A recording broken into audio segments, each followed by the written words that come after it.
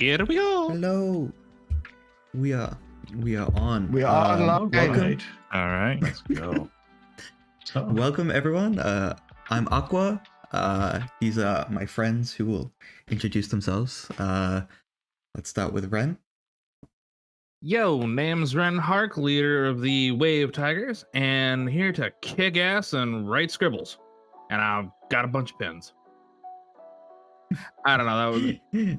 I think I need to be more drunk for this. we are in the bar.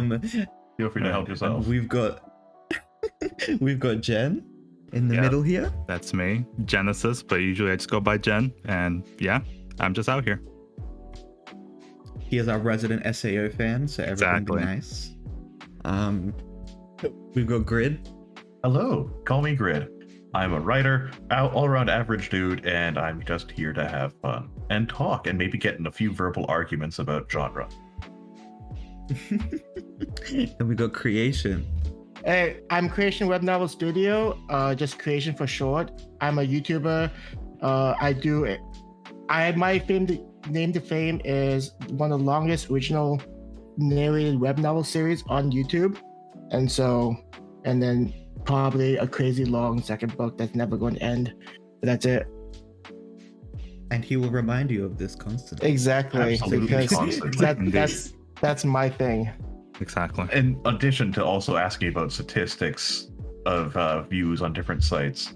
I am the niche, okay? When you are the niche, you can talk about it all the time too. Listen, we can open this can of worms. I don't know if we should, but you know.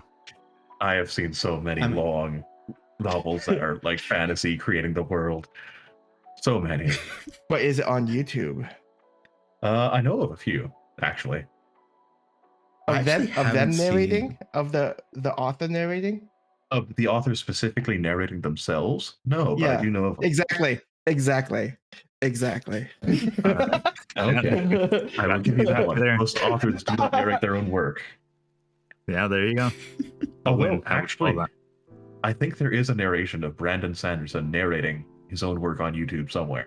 He's part of it. I think I've seen his stuff because someone mentioned it. I feel like we've had long talks. I feel like in like the encompass of our chats, we've talked about like just about every author that like has some sort of relevance like today. Absolutely. Well, actually, speaking of authors of relevance, when do you guys expect the third book of Patrick Rothfuss to come out? I have no idea what that is. It did be like that. Will it be before George R.R. gets the next Game of Thrones book out? I don't think that man is gonna release anything ever again. Who, Rothfuss or George R.R.? George. Okay. So death it is. Okay, we can only hope. We can only pray. I need a conclusion to this story that doesn't make me sad. For Patrick Rothfuss? For Kingkiller Chronicles? No, for George. Okay. Oh, it's the King. Is it the King Killer Chronicles? Yes, with Kavoth. I've heard of it. I've never read it. Oh, it starts very sad. Akua, you do not want to read that. It will make you cry in the first book. The first book is nothing but just kicking the main character. What is it called? The first book is The Name of the Wind. The second book is Wise Man's Fear. Yeah, that title. Like I've heard it, people mentioning it constantly. Yeah, I got my mother to read it. She then read the next one and then like started bugging me. When's the third one? I'm like, I have no idea. That's what I'm waiting for too. Oh, I do want to acknowledge the Kwai Piggy saying that is one endowed PNG. Just to let you know, Aqua had to make my PNG TOS friendly, so it actually gets worse. I am indeed. It had to be lowered quite a bit. That's just because you like having the big-chested ladies in your books. Indeed. I mean, who doesn't like money? See, for everybody else, I've given them quite a lot of chest. If you look at Ren, you know, lots of chest visible. I'm like, I'm just gonna cut Creation off just there. Thank you. Yeah, it had to be done. You didn't even use the model or the PNG of me that had a body.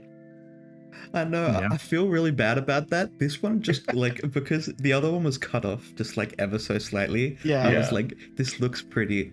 I think it looks great. Yeah. Also, hello, Umber. Nice to see you made it to one of my streams when I can never make it to your streams. Because you stream while I'm working.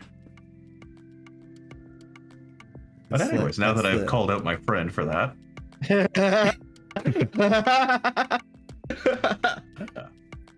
so, Ren, you mentioned before the stream started that you like talking about villains. Oh lord. All right, so pick a topic about villains.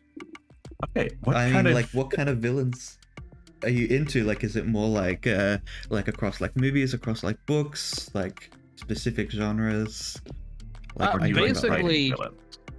Basically, villains overall, simply for two reasons. One, they typically are the most fun characters. And two, I've been typecast as a villain my entire life, which, hey, worked for my acting career. But, you know.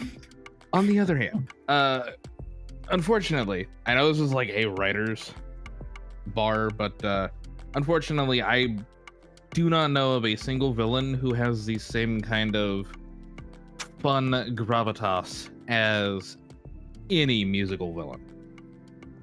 Ooh, just- musical villains you- are something else. Yeah, They- yeah, I can agree with that one. But I think that has to do with it being a musical inherently. Mhm. Is that Very music true. tends to add a lot of gravitas and emotion to things, unless it's a very good writer.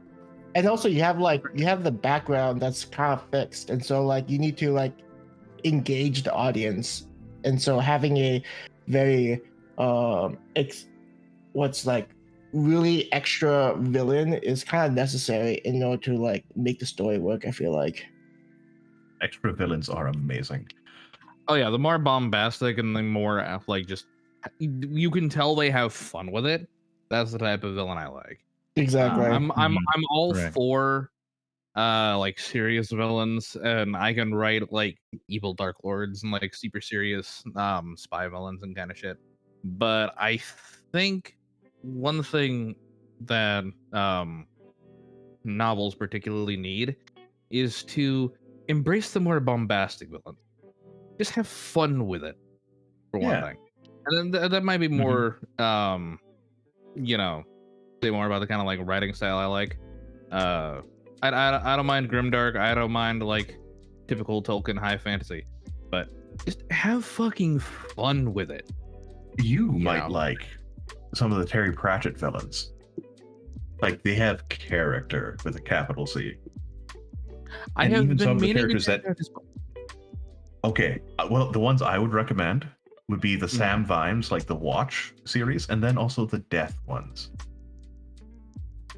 I'll check them out as soon as I pay all of my overdue dues at the library.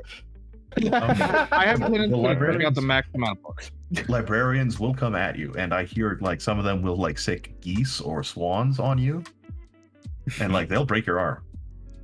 I mean, it also Yeah. depends on whether or not the libraries will like. Some libraries I've heard, due to world events, have cleared out like late fees.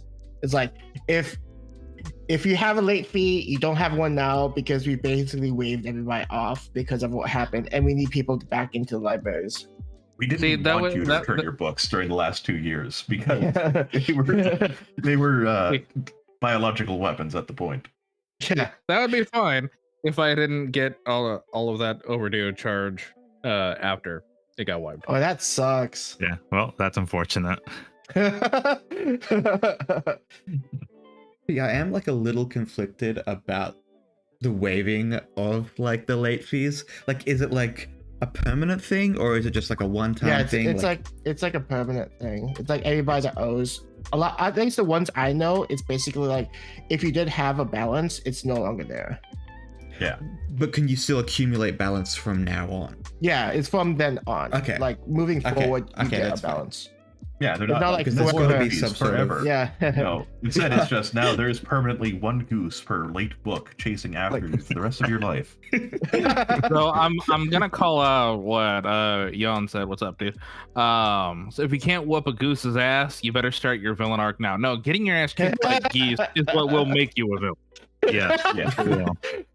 That's my Batman origin story right there. Like I Yes. become an anti-hero. It was actually a Taking goose on the that geese murdered one his by one. family. That is a Doofenshmirtz origin story. It really is. That's ways, really. That would actually make a pretty good. Yeah, that's a good idea for a short story, actually. Indeed. Someone write that down real quick. They should, Oh, let me get a Google Doc open. It I'm sounds like I got killed by a Absolutely. goose and got reincarnated in a fantasy world. Listen. This is where I'm so sick of reincarnation stories, manga, anime. Just give me a classic fantasy, because most often you can skip like the first 3 chapters of reincarnation story where they talk about the reincarnation and never comes up again. Okay, so next you go I'm and say kind of that a you sucker hate for this money. genre. So basically, what I'm hearing is don't read my stuff. Yeah, I was about to say. I'm a bit of a hypocrite because there are some I enjoy. Like I got Honestly- gaming will heard pay of, price to be Truck-kun. Yes, we love Truck-kun. I'm currently stuck in the isekai hole. I have so many tabs of isekai and reincarnation and lit RPG stories open. It's like Listen. fuck, I got like over 200 tabs Interesting. just on my phone. I know exactly what you mean, except I'm a sci-fi guy. I'm looking for sci-fi stories. I'm like, oh hey, this looks like a nice length novel. It's a few hundred chapters. Like I think it'll get you busy for the weekend. And then bam, I see it's sci-fi, but then it's fantasy, and the only sci-fi bit is that they're stuck in a VR world, and that's it. And everything else No. is fantasy. There's one where it's he gets reincarnated and it's inside of his it's a universe that's like based off the game that he played, and then he plays as a ship's captain. And so like he's like flying through space and like shooting I've down read that pirates one, and and stuff. I enjoyed it, but I have It was not a seen good- an update in a year or more. Agreed. Just like the one where he like reincarnated into the ship's computer. Oh, that one I haven't seen an update in a while too. I'm so many of these. I'm just sitting here going, "Have you updated yet?" No. Fuck. Yeah, because it's hard. Like a lot of stuff is like hard to like keep up a pace. I'm actually surprised by some writers. Like one Chinese web novel I know of is like mansion. I own a mansion in a post-apocalyptic world or something like that. And that one's insanely long, and it has barely any description.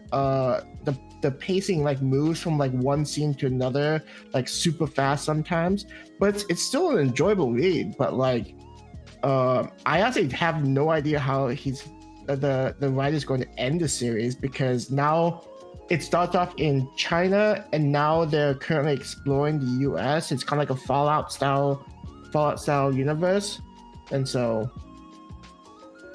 Okay. Yeah. I know, like, of the few isekais I am reading, right now I'm reading There Is No Epic Loot, Only Puns on Railroad, Oh which is god, absolutely fantastic. I am a sucker for a good pun. I think that was around back when I started my web novel series, or when I started And reading it's still Railroad. going. Yeah, And that's an old then- one. Oh, what else? Actually, I'm thinking about it now. Is isekai technically portal fantasy? Or is portal Yeah. fantasy Yeah, isekai? it's anything that goes from point A to point B. In that case, Like, there yeah, is so, like, one. Portal Fan- There is one story I absolutely have to shout out on Royal Road, and that is going to be Inheritors of Eschaton by P. Marcos or Asynchronicity. I'm not sure what username he uses on there, but it's fantastic. Like high sci-fi isekai. Like you won't know it's immediately a portal isekai fantasy until like, oh wait, they came through a portal here. Oh, So is it a like a hard sci-fi or a soft sci-fi? it is a sci-fi fantasy because the magic system is interesting, and any more will be spoilers. Is it basically like Dune No. with like the magic system? So Go read it. so- That's all I can say. Go is read it it. more like the irregular at the Magic High School? No. Also, I have no idea what that We're is. just gonna shout out like, You never. How Okay. dare you not know regular at Magic High School? I'm not an anime guy. I'm a sci-fi guy. ooh, It that's It came out as a controversial- light novel too. It came out with a light novel too. And you expect Basically, like, spells are programs. Yeah. it?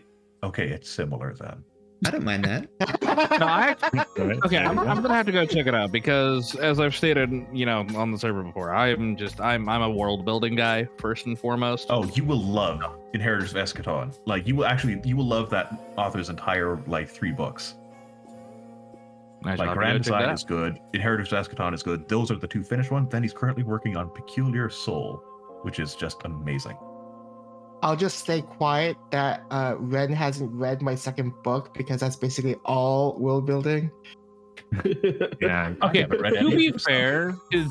fair, to be fair, creation. I'm kind of writing my own shit. I have not read anybody's book. Same. I have to agree there. I basically don't even read anymore. Read a I mean, lot. like, I've known Creation for like over a year now, and I still haven't read his book. Hey, I will. I will eventually I read like the all of you beginning guys' part of it, work right? because Dude, I I feel like my book is like introducing someone to One Piece, and it's like, okay, watch the episodes now. It's like there's 1,000 of them. Have fun. Go out into the world. I will probably eventually read everyone's in the server's work because I'm always looking for stuff to read. Yeah, I heard there's like a really good book. Oh. I don't know, like I haven't read it before, but it's called My Childhood Best Friend is a VTuber. It's on. Um, Oh, that, I heard that sounds super familiar. I've heard good things does about sound it. I've heard agree. good Oh, things, I'm- but like I've never read it myself because I don't read. I even Right. I even heard the author is friends with this amazing writer who is like basically the #1 writer on YouTube. Do they happen to have the longest web novel series on YouTube? Yeah, I think they do. I think they do. Wow. I never I would have forgot, I imagined have- that one. I have a threat to make good on. Interesting. So there is one phenomenally good survival science fiction story on the subreddit HFY by the name of Feathers Asunder by the user Northern Gyrfalcon, and she needs to write more, and it's fantastic. You need to give it a read. It's very excellent character development and character-driven novel. So is that like Reddit fiction? Like, is that A Reddit serial. I have not explored this world. Ooh. Oh, you need to check This out is- the subreddit r/HFY. That's where I got my start. It's a lot of sci-fi, and it's not the usual sci-fi. Humans are like the worst, but it's like humans are really good in exceptional ways, or there's something about us that's Humans, It's fuck like- yeah. humans fuck Star yeah. Trek? Except Are you a humans. Star Trek fan? I watched Star Trek and Star Wars. Okay, because like humans being the nice guy is automatically makes me think Star Trek because like humans are like the Not necessarily the nice peacemakers. guy. It's you can apply Hmm. any sort of punctuation you want to humanity. Fuck yeah. It's humanity. Fuck yeah. Or humanity. Fuck yeah. Right. It's I feel I like- started posting originally there. It's where I primarily post my short stories and my main serial, which is New Horizons and Exploring the Daylight. Cool. I do a lot of practice writing when I just like want to like do something and don't particularly have an idea or don't feel like working on one of mine. I'll just hit R writing prompts. Yep, that's a good place too. That's I it. do check there like every now and again. I just need that. I need that kick. Mhm. I do- I don't even go anywhere near Reddit at all. Smart. It's That's not very bad good as you think it stance to is. take. I mainly go to Reddit just for self promotion. That's it. Right. Like I used I to go do for like too. the YouTube strategy stuff, but then like I stopped because it's pointless.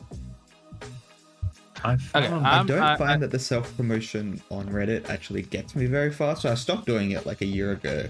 I don't know, like it felt very like self-serving, and not to say that like I just felt like the communities that I was posting to, I wasn't like a part of, so like it felt weird. Like on like a personal level, I'm sure it was fine. I know But, exactly what you like- mean, but you have to remember, Mhm. advertisement is entirely self-serving because that's the point. That's the point. In my experience, Reddit does not like self-promo. No, Some subreddits okay with it though. Like they'll specifically have it saying that we're okay with self promotion. There are two things that I want to like jump back to that popped up as topics. First one was pacing. I was curious what everybody prefers, like how everybody prefers to like pace out their stories, because I notice in general that a lot of authors tend to use the same kind of pacing. You know, you have those Okay. slow burn type authors, and you have those people who are like punchy, going this, that, boom, like this event, that event. the moves never-ending forward. climax. Or never-ending cliffhanger writer. Not So, to the like, end. I feel like As Ed I designed feel with my like wife. I feel like I'm on the end of like the fast punchy. So like I was inspired by like really fast punchy visual like light novels and stuff like that. And also manga almost in that respect. I wanted to get like when I originally started writing, I felt like I wanted to get that feel almost of reading a manga, but I can't draw for shit. So like I wanted to get that feel of like a story that you can move quite quickly through, and it doesn't feel like the biggest commitment to start.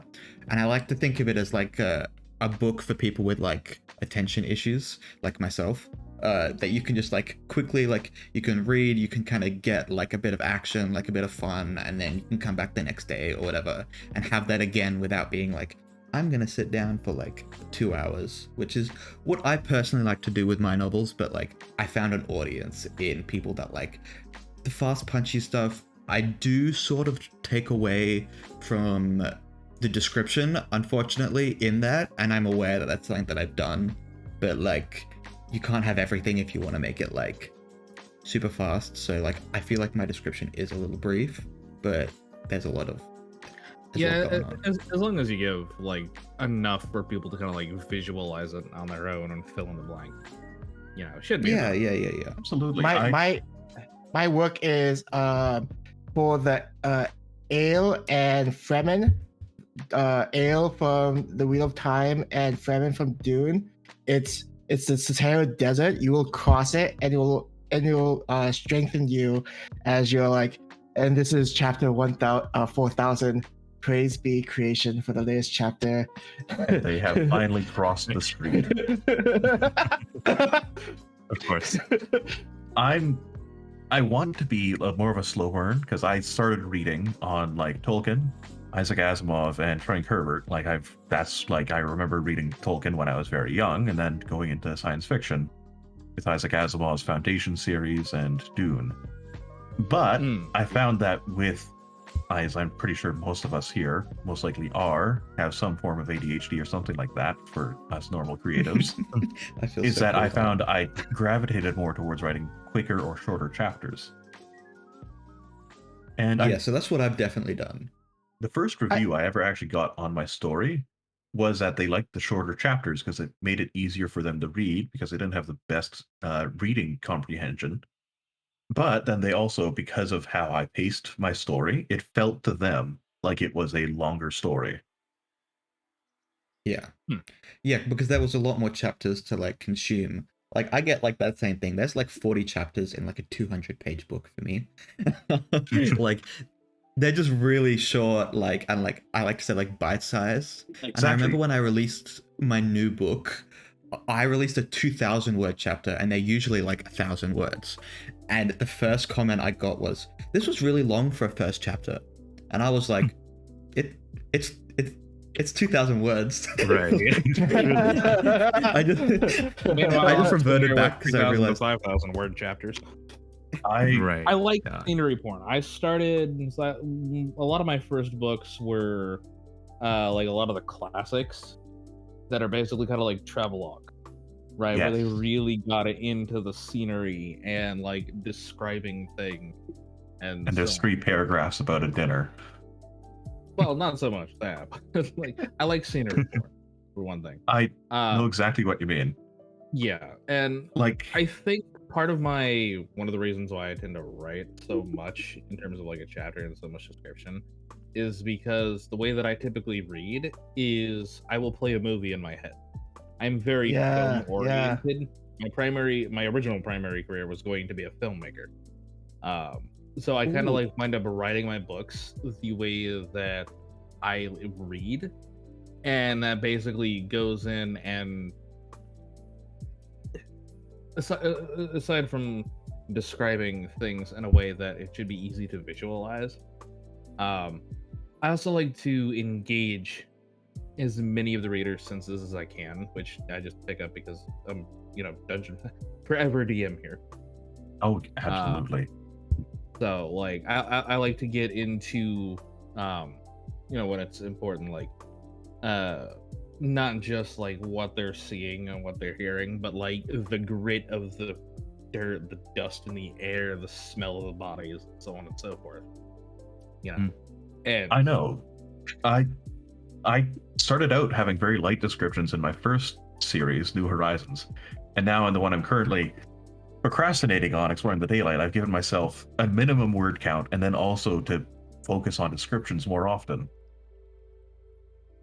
yeah, I mean, like, and it requires a different kind of reader, because I have noticed that like Aqua said, 2000 words. This is really long for a first chapter. It's like, are your intention spans just that short?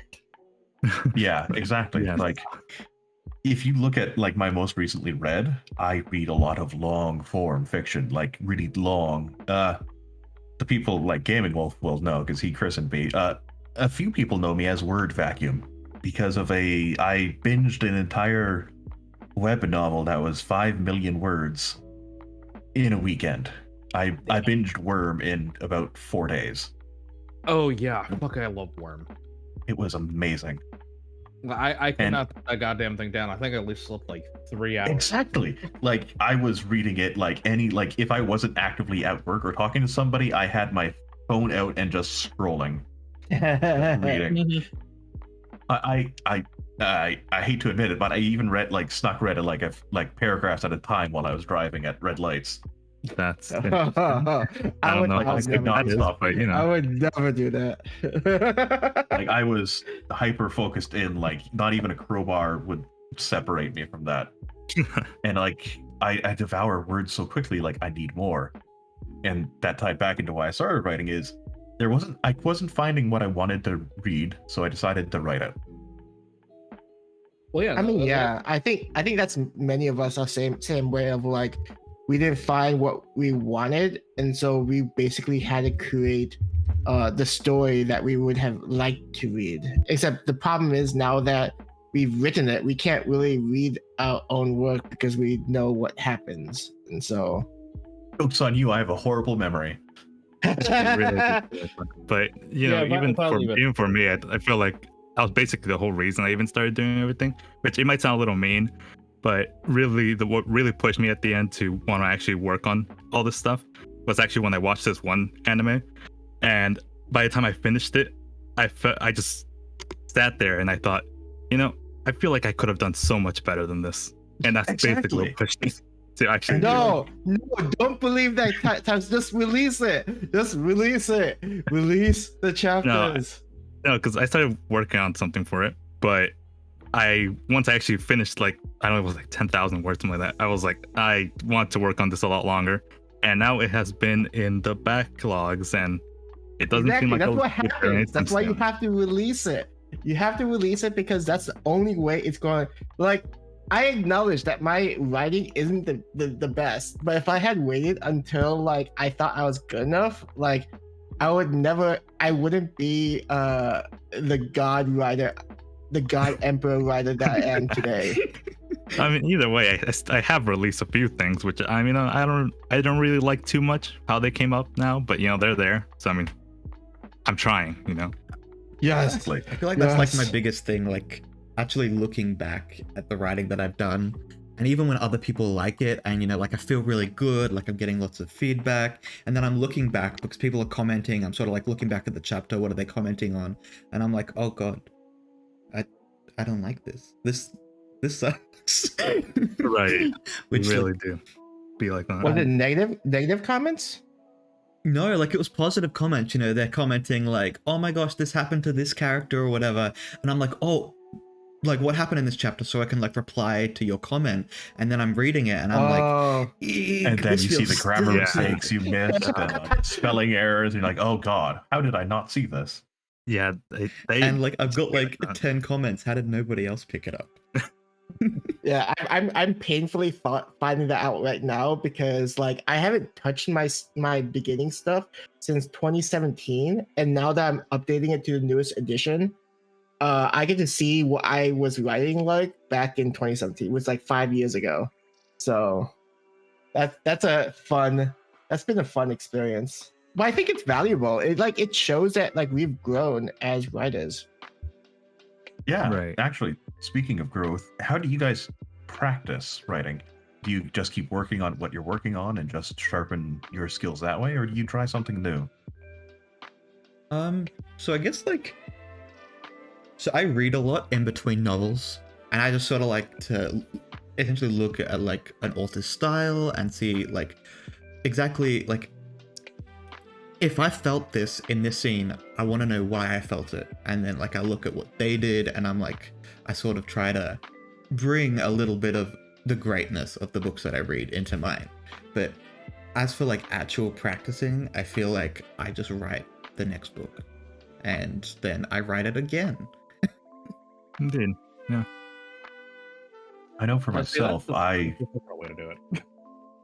I write short stories to kind of give myself like a challenge. Like, I've never written first person present tense, so I'll try that. Okay, that was difficult. I'll try writing past tense first person, or I'll try writing a horror story or a short story to try to evoke a certain emotion. That's one way I feel like I've gotten better at writing it. Yeah, that's Yeah, basically what I was every doing. now and yeah, go. No, because since the website that I usually post on Honeyfeed has, well, it used to. Right now, it's like they paused it for a little, but they had these monthly challenges where they give you a prompt, and you have to create a short story out of it. And that's basically what I was using, that and just my own short stories and stuff like that, to change things up and try to work to get better on stuff using those smaller stories, so I could take what I learned from that into the bigger ones. Not that they ever get released, but you know. I release them because then you get comments and feedback Yeah, on it about that's what you're what I'm doing right saying. with that story. Jen, I- yeah, yep. release these things. Like, Not hide. I always want to, but I never end up doing it. Well, the short stories I do, I'm they're officially there, but filing you a know. Freedom of Information Act. I want those chapters. Some of my best work, like my most highly rated stories, have been short stories that I just wrote on a whim. And as chat keeps bringing up, one of them was Error Cannot Parse, which I wrote while I had a migraine. And I wanted to write something to see if I could evoke that effect in other people. A written migraine, so to say. You wrote to damage your audience. Yes, Yeah. and it worked. I shared it to a few other writers at HFY, and they couldn't write after reading it for an hour or so. That should be. Yeah, that sounds good. That sounds But pretty my good. other story that did well was just kind of like a little thing. I just kind of wrote on a whim. I wrote like a journal style of like human spaceships, they're just built different because they seem to have their own soul. And they seem to last longer than other ships. And I just kind of wrote that based off of my experiences with being a handyman and a woodworker in my spare time. And it resonated with people, and they told me like, yeah, this is a really good thing. Like, I have my own experiences to kind of relate to what you wrote. I think that's a good strategy. I think we all have pretty good strategies for like how we improve. Like maybe like reading other people's works, trying out new things, writing short stories. I myself, like every now and then, if I feel too pressured with my current web novel series, I just add long. Like I have some work that's like a couple of chapters only. One is like first person, it's like a mystery novel, and then I have another one. I can't really remember it right now, but oh yeah, it's kind of, I don't know how to describe it actually, but basically it's there. And so like if I need something else that I don't want to if I don't want to continue with like Creation, the Path of a God, like chapters, like I just go to the other ones. That I kind of like write stuff and I upload You it seem to be onto getting. Railroad. Sorry to interrupt, Aqua. There seems to be. Oh, okay. Yeah. You're already on it, Aqua. Yeah. Like I'm Right. looking at it. Is that better? I'll let the viewers. Yes. Okay, good. Awesome. All right. Good. Good. Yeah, That's good. and we've all got our own methods for improving. That's good to hear. I'm pretty sure just reading other people's work is a great way to get better. Yeah. I don't know about that. Like Yes, it I is. find that like I don't want to be influenced by like other people's writing style. And so like I tend to, if I need to like improve my writing style, I watch like movies or read manga or something else. I read like everything but books and web novels. Ooh, that's a very different take. Yeah. because my entire like thing is that like I love these authors and not like I kind of want to be like them like in some sort of aspect. I'm not gonna lie about that. You know, like I really admire these people and I like to think I'm like almost Tarantino-esque, like taking out the best things of all the things that I like and kind of just putting it onto the page. Like I like this from this book, I like this style from this book, I like what they did here, and it's sort of like an amalgamation of all my favorite things. And Well, hopefully it's like Nigga? it's like technology where the past becomes more refined as it goes on. You're taking the best parts of their work, making it into your own, and then making it better. Exactly. We got a comment from the Kawaii P. I'd love to hear you guys' idea on romance in both a genre and incorporating into writing. Can you It's clarify difficult. what you mean by that a little bit? I love like my I think of my web novel series as being like primarily romance. Like like book 1 is basically a harem book, but like book 2 like explores, it leaves behind the main character and explores like interactions between people in that situation, like what's happening in the global event and like how they're reacting to it. And I often enjoy like exploring different romance like relationship dynamics and like seeing like how whether they choose to be alone, whether they're with like a couple, whether they're in a group with multiple couples, or like how that works out. Because I think like romance is I enjoy writing romance. Like if I got known as like a romance author, I would love that actually. I think what Wolfie or Gaming Wolf said in chat is a good, like, don't plan for it, but let your characters kind of grow into it. Yeah, I think Especially that's a good strategy. I think that's a good strategy. I'm gonna say it really depends on your style of writing. If you're a pantser, then what Gaming Wolf said is a very good idea.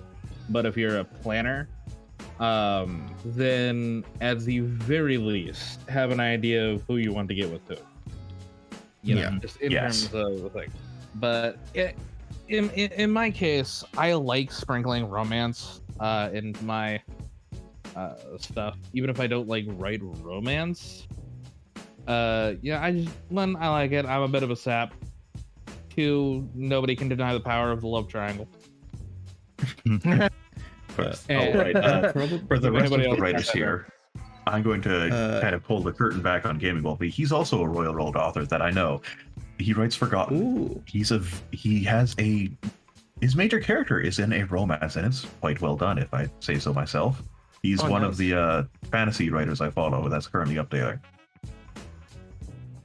But from my own experiences with trying romance, I have not tried writing romance currently. I've written about partners who've lost their partners, or their partner has deceased, or they're not there at the moment in short stories. And it's difficult. It's very difficult if you're not kind of having it grow naturally. So you can tell when a romance is kind of forced and it wasn't planned for. Look, I'm probably like the worst person like in this like working romance into the story if it's in another genre, because I'm probably most well known as a romance author.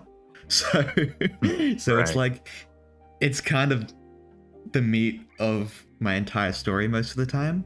I feel like I either go gung ho on it or it's really subtle. So you've got these you've got these pure romance books, and then you've also got the books where there's almost like an implied romance, but I usually don't take it to like having its own like subplot or whatever. It's usually just like it's in there, it's kind of like a will they won't they, but it's really subtle, and it's sort of just like a nice thing that's like in the novel, but I don't usually pursue it if I'm not writing romance. And maybe that's just me trying to get away from my normal genre or whatever. But Oh, Kawaii Piggy, that is a very good question. I like using purple prose for very specific circumstances. Like if I'm trying to make an impact, that's when I'll bring out purple prose. All right, for Like, those that are not technical, like what is purple prose? I have no idea Purple- what that is. Prose is basically prose that is too flowery, too over the top. It's just too much description. It's like And in terms going of way into the depth. Right. yeah, and in terms of more adult romance, a lot of euphemism, unnecessary. Oh, okay. yeah. Yeah. Okay. Thank you for the explanation. Unnecessary euphemism, like going over the top. I'm trying to think who was was it Charles Dickens, the actor or the writer who got paid for the word, who was very bad for using purple prose? I think it was because you get paid for the word, might as well pad it out as much as you can. Exactly. Right. Purple And he prose. likes a lot of padding. You'll find it a lot in people who want to pad out a word count.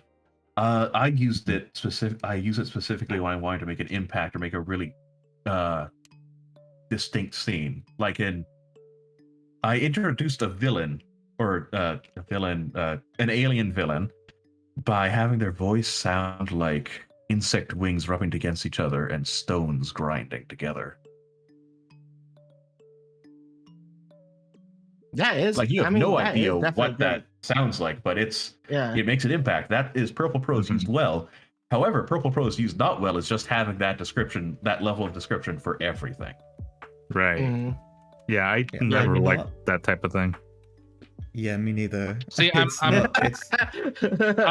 stuck on the purple prose from like back in mid double O's and early 2010s, and I'm trying to figure out what the euphemism for what you just said is for, and I'm just sitting here going, well, that's a visual I haven't seen in about a decade and a half. Mm-hmm. it's a like Yeah, I feel like for me, I like to almost bring the audience into my world. Just like a little bit. Like I like to have relatable characters, and I feel like my world isn't very purple prose. Would you, Aqua? To Would say you the say that you least. like rely more on archetypes? Yes. So I love tropes. And this is like a really contentious topic, but I love tropes. I love tropey things in my media. I know which tropes I like. I know which archetypes I like. And I like manipulating that. So you guys know which tropes you like. My audience knows which tropes they like and which ones they know. And I like to subvert those and flip those on their head. So instead of creating something entirely new, I just challenge what you know about a particular character or whatever. And I like that the best. It's kind of my comfort food. It's what I appreciate. Yeah, because I can understand like not needing too much description, because if you're relying heavily on archetypes, like it's basically like already established in the reader's mind, and they don't really need too much like description because, oh, this is a nerd, an awkward nerd. Okay, I basically know where this story is going now. Like not like in a predictable Yeah. way, but as in like, how can I empathize with this character? Yeah. Like well, it's sorry. yeah. Yeah, I was like, well, at that point, you gotta wonder how much you're dipping into the Jungian archetypes. Shared consciousness. We all have a shared consciousness. See, I don't use tropes at all. Like I'm really bad at writing. The character definition is really bad. It's one of the things I'm working on is just writing characters and having them be distinct and not Mhm. just a robot. So it's one thing I do struggle with, and part of that is I don't like tropes and I'm not good at writing them. And I also don't like reading tropes either. Mm. See, like, for me, when I'm reading, because I read a lot of tropey things, I sort of identify the tropes and I know which characters I sort of like. And the thing is, the author usually flips tropes on their head. So I've established that I like this character. They fall into the trope that I like. They're kind of my comfy reading, and then all of a sudden they're the villain, or they're actually not that trope. And it's revealed as the character progresses, and that's sort of like where I like the twists of my story to lie. I like my stories to deceive me in that sense, I guess. Oh, I'm reading Ever Closing Bar, and the first thing that comes to mind is the fact that Robert Jordan enjoys describing boobas as bosom, and he'll use the word bosom as much as possible. He basically, there's no other synonym in his mind. It's only bosom, and folding their arms under their bosom. I'm angry. Fold arm under bosom. Speaking of things that if you remove a certain aspect of them just become very short or be reduced, The Road, a horror novel, if you remove like all the descriptions of places, it becomes like a chapter long.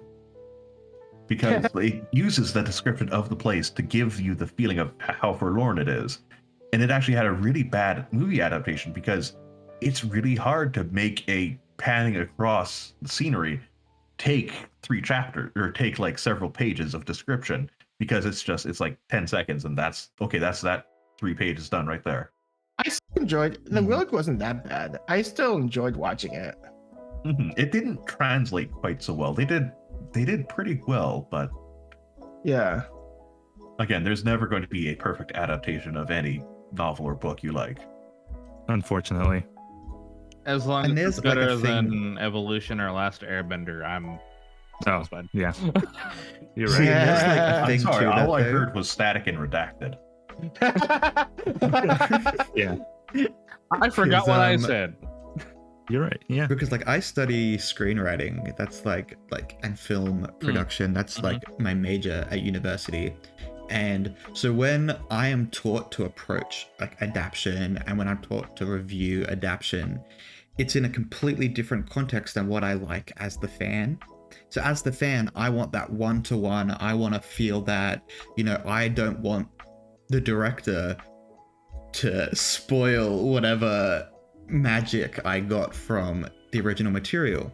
But as a film student, we're told that, you've got to put your own spin on it. You've got to make your own creative arc, you can change a whole lot. And that's what gives the director and the writer their own voice. And it's what makes it like not wholly derivative of, but obviously it is in some aspect. So it's this conflicting thing where like as a consumer, I want this, but I understand where the directors are coming from when they make this totally off-kilter adaptation, because that's how they be. That's like that is the film industry. Yeah, basically also- like directors as auteurs. Exactly, and they want to make their own like art. They don't want to make somebody else's art Yeah, that was my on the main. screen. Yeah, There's exactly. also like the idea of like when you're adapting something that has a pre-existing audience, you might be using the new medium as a way to increase the pool, so that like later on you don't run into a situation where you have no fresh water coming in, so you just have like stagnant water basically. So like you might have to change things up slightly, though it might make the already established fan not too happy, but it might introduce people who are new and may be like, oh, I might enjoy this. Because if they would have enjoyed it, they would have already probably have discovered the book and enjoyed it as is. So the fact that they didn't show up, you could make the argument of they would have never like joined the pool of consumers if there wasn't an adaptation or like a change to that already existing story. That is a great thing to talk about because I have a controversial opinion that's probably going to get me strung up from a few people that I know if they hear me utter this. I don't think the Wheel of Time adaptation was that bad. I thought it was pretty it's good. not. And it did exactly what you said, Creation. It Yeah, brought people yeah, who never read the Wheel of basically. Time into the Yeah. franchise because the Wheel of Time is an intimidating series of books to even Yeah. think about approaching, especially Yeah. for somebody who doesn't read a lot. It's double digits of books that are all quite thick. Except then you Okay. can make the argument of like Dune is a hard book to adapt. We've already had, this is the third adaptation of the story, and probably the latest one is probably one of the best adaptations of it. Not in everything, but like in terms of like bringing out the scale of how everything exists in the world. I think it's a beautifully done. Like the composition of the shots are beautiful. The music choice is amazing. It's phenomenal. Yeah, Like I agree with it- you wholeheartedly. This latest Dune was fantastic. I've watched. I'm it looking a few forward to times. part two. I'm looking forward to part two. I rewatched the clips like constantly, and the fact that it made great memes just made it even better. Like the whole Sardaukar chant, how that became like a meme thing. Yeah. But one thing I do notice is that, circling back to quite a while ago, the whole style of story, like slower pace or faster action paced, is that I've noticed a lot of like media that tends to do really well has those quiet moments that stretch out scenes where it's not just immediately, okay, they're not doing anything on to the next scene. It gives the actors time to kind of show the character in thought and like processing what happened, which is what Dune did. Like it Yeah. showed like the quiet moments, and it wasn't all action. There was suspense. And the It gave scale. times to build. Yep. Yeah. Yeah, the quiet moments are where you find character. That's one of Yeah. the first things that you get taught as both an actor and a director. Hmm. Mm-hmm. And that just that applies to basically everything.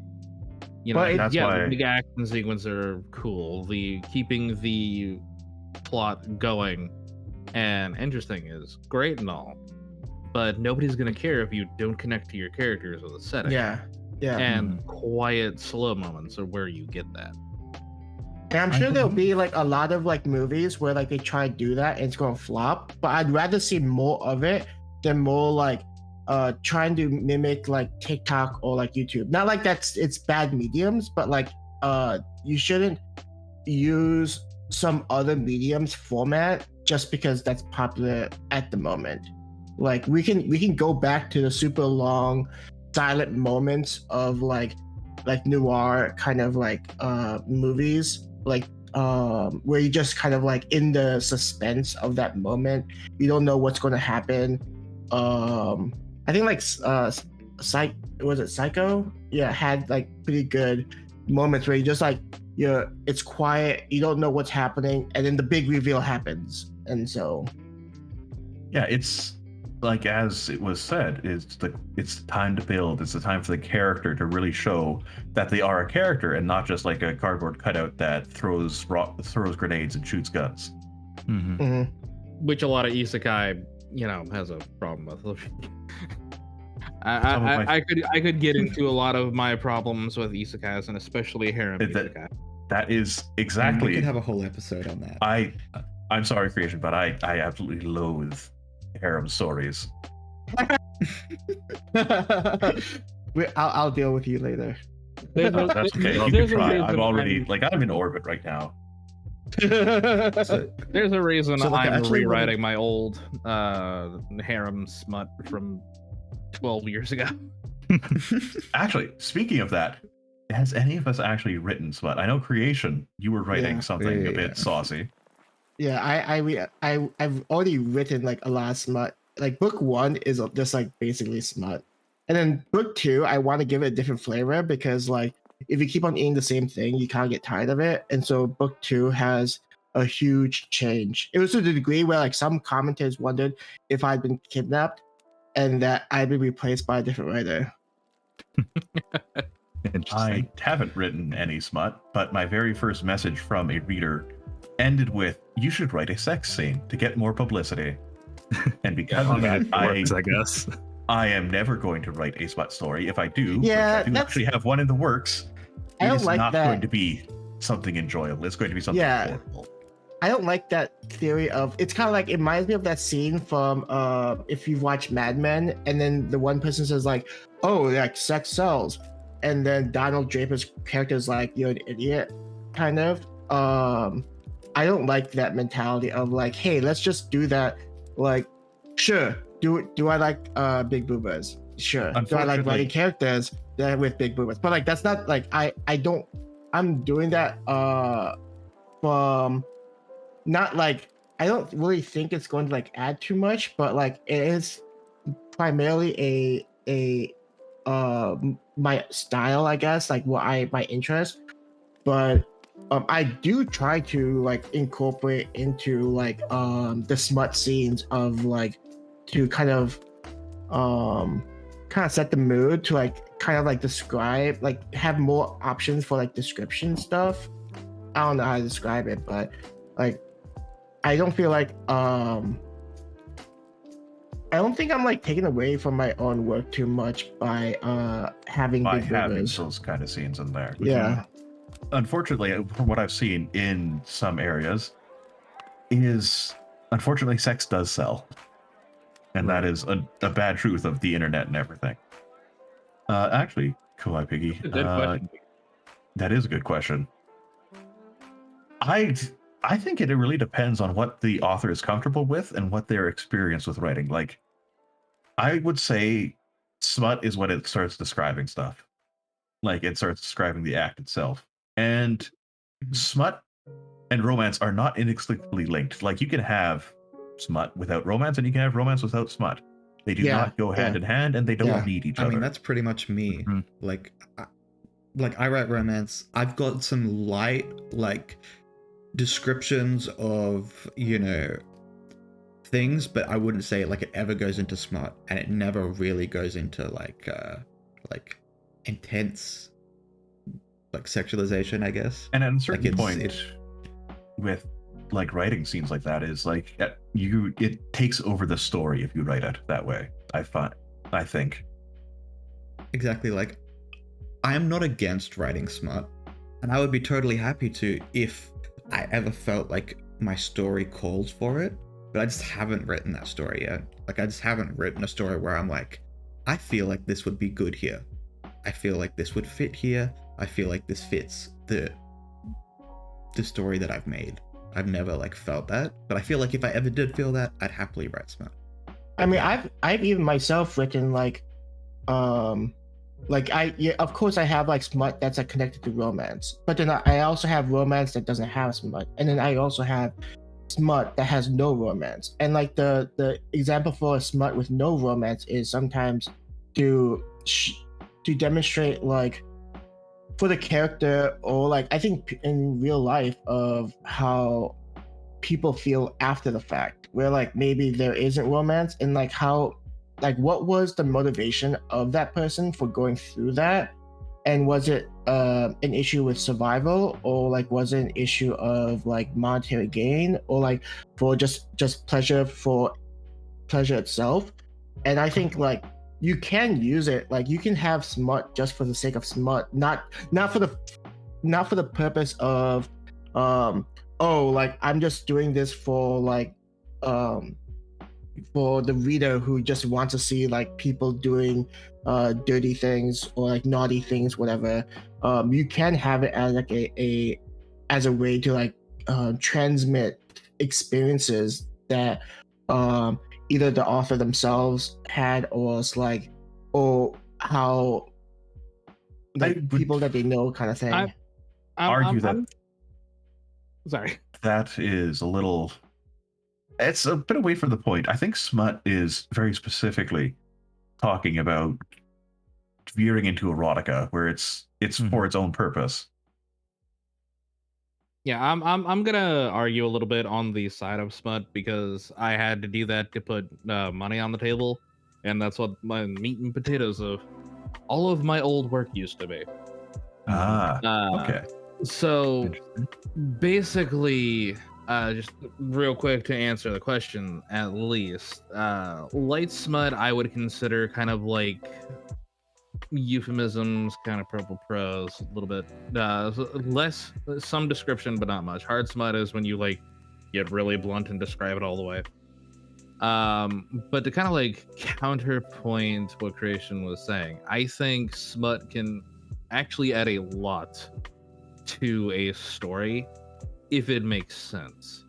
Like even if you're not writing a full smut story, a sex scene could be that character developing quiet moment that we were talking about earlier.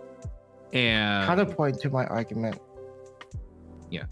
And basically, I'm not gonna say that all romance needs it, but if it makes sense for it, and it makes sense for and you like it, and your audience likes it and whatnot, then there's actually probably a good argument that you can make for it. Because when it comes to a love scene, you can really kind of get into a character when they're most vulnerable.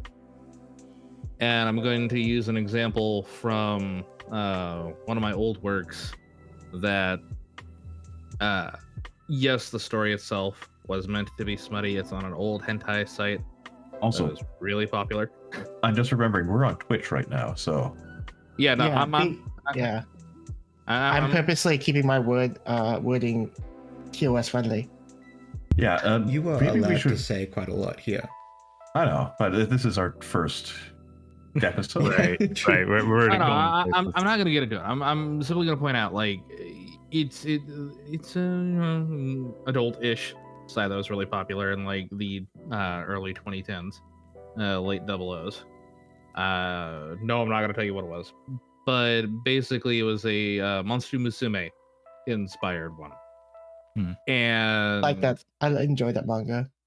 yeah, it was started out to be episodic, then it rapidly evolved into a 125k word epic action kind of thing. I wrote it in a 3-day fit of hypergraphia, and then I couldn't write for 4 years after that. But I do see what you're talking about, Ren, and I'm going to change. Like, yeah, good smut can have a point, but it needs to be well written, and unfortunately, it's one of the things that's hard to write. Yeah, that's why I stay away from any of that, because I'm really bad at even getting close to writing anything like that. I just try not to deal with it at all. I think a good If I example do, of having end up horribly. smut in a story might actually circle back around to Patrick Rothfuss's work with A Name of the Wind and A Wise Man's Fear, because he does have several like sex scenes where he doesn't fade to black, but it builds the story and it has. Yeah, I agree with the. I don't agree with the comment of the black fade to black thing. I think it could reinvigorate a chapter and kind of breathe life into a chapter to get ready for the next rise. I think it depends on the story. it really does. Like the one I was talking about is basically between the main character and a Oni samurai. And basically the chapter starts with a fight scene, whatnot, and then the love scene comes afterwards, which also includes a lot of like talking and character development, a little bit of getting into their backgrounds and getting to know each other a little bit more.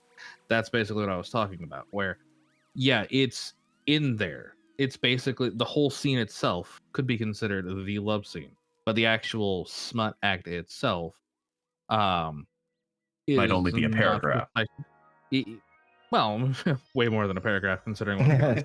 But Who knows? it's Maybe he's not quick. depending. But quick or not, she wasn't gonna take it that quick. Point was, it's not the whole point of it. It's the accentuation and kind of like the manifestation of them getting closer and actually kind of like tearing down the walls that they had been keeping up between each other. True. Yeah, I can see that being like smut being useful in that. I'm now going to aspect. segue us into another topic.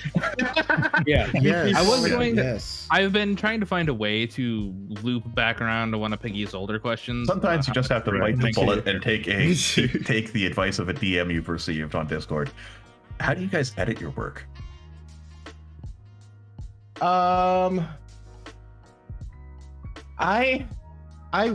So for me, I write up a chapter kind of like I just throw it up kind of thing, and then I'll go back and do like a quick once over, and then like I put it through Grammarly. Like I admit that I use Grammarly a lot.